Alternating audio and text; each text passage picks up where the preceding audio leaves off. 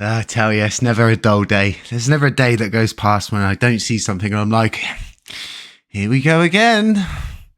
It's happening all over again. My brain, I start getting like helicopter noises in my head. Music starts playing. I'm like, we have walked this road before. Before we dive into this, I'm going to let everybody know I'm reading this off the bat. I've read the top section of it and just thought to myself, you need to hear my honest response of how I read through things like this and how I sort of go over them in my head. So I'm just going to go for it for what it is. We're simply going to read the tweet, which is, we are thrilled to announce the L1 and Hexagon's cooperation, enhancing security for proposed community station finder and web wallet extension. A truly community-driven collaboration, listening to people's proposals.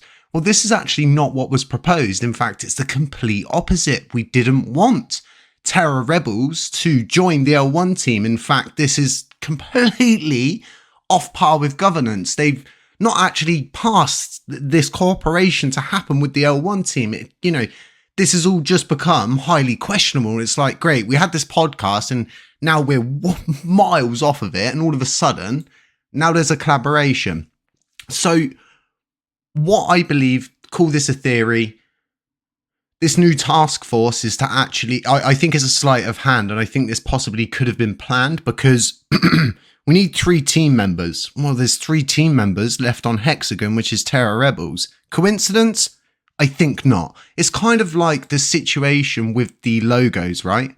Each logo being very similar. People like Edward Kim being, appointed once again. People like Rex and things like this. It's all becoming highly bloody questionable. So in the spirit of collaboration and synergy, this memorandum details the agreed upon points for the cooperation between the L1 Classic Task Force and Hexagon teams on the shared objective of developing and deploying a station finder and wallet.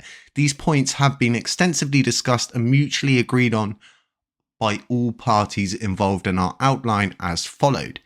GitHub. Both teams will operate under the same GIT Hub organization currently owned by the L1 Classic Task Force team. The owner role will be given accordingly. So it doesn't state who the owner role is going to go to. It just says it's going to be given accordingly. Okay, so Terra Classic Task Force. The alliance will be known as Terra Classic Task Force. The responsibility of the domain terraclassic.community will be under the authority of Professor Edward Kim. Statements, opinions, or views expressed by the L1 Terra Classic Task Force team members, whether in the official communications, media, or public platforms, shall be considered representative of the L1 Terra Classic Task Force team only. They do not reflect the views, opinions, or positions of the Hexagon team, and vice versa, unless a joint announcement has officially made by both teams. Now, this is not what was discussed, proposed, and passed. It's way off par. What this is a sleight of hand, and all of a sudden they're going to be like, yeah, well, we've got 3 new team members and stuff, so I think we'll be all right now. No. Terra Rebels was run by one person, okay, and that person runs Hexagon, okay? It's the same guy, same thing, and that's why Tobias and people like myself walked away from it, because it was just out of control. So technical coordination. A single 15-minute meeting will be held weekly to ensure smooth coordination between the teams. Great. So we're paying, $40,000 to one team, $60,000 to another team. They're going to have one 15-minute meeting a week. For real? Responsibilities. Members of the Hexagon team will be responsible for the development and deployment of a Terra Classic Finder and Terra Classic Wallet web extension along with relevant dependent packages. What I read here in my head is Hexagon are going to be the new L2 development team, and we're likely going to have to start paying them for that. No. Big no-no from me. This is not what we proposed, and this is the complete opposite of what we're actually trying to achieve. What we're trying to achieve is the deprivatization of this sector and backfeeding it into governance, not backfeeding it into 2 teams and going, hey, we've solved the problem. No, you haven't. You've just created more problems. So all of this sort of stuff in here is absolute garbage. For me, it's absolute garbage, and you're not following anything. So The leadership structure. Members of Hexagon will nominate a manager to work in coordination with the L1 Terra Classic Task Force manager. Each manager will independently manage their own team without interference from others. Any change to the manager role must be announced at least 2 weeks in advance. All I'm reading here in section 2 is we can't tell them shit. And if they want to do something, they're going to do it. So this isn't them handing over a build for the L1 team to scrutinize and then launch themselves. This is the L1 team saying to Terra Rebels, aka Hexagon, hey, do you want to go 50-50 with us on the blockchain leadership? Do you want to be the L2 team? You know, we're walking this same path again. If we continue to put people like this back into positions that they've previously abused, they failed to follow governance. And when it came down, right, to a damn update, they were like kids throwing their toys. Well, if you're not going to pay us, you're not getting the update. All right then, mate, you know, go pick your toys up off the floor outside whilst you're at it and pick that up whilst you're at it too.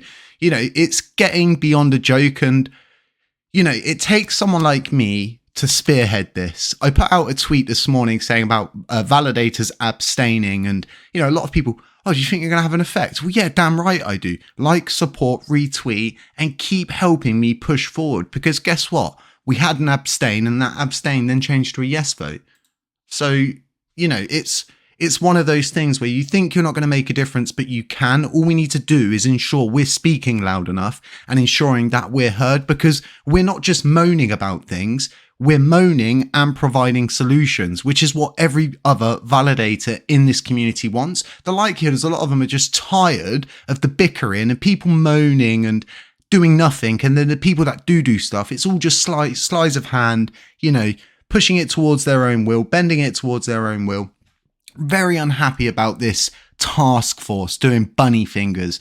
I'm absolutely 100% against this, for the simple fact that they've like already signed a deal and everything, and nothing.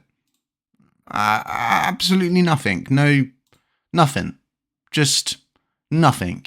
You know, it's already been discussed. It's already been spoken about. And, you know, linking in my proposal and saying, we've done what you've asked. No, this isn't. And this is coming from the person who wrote the proposal.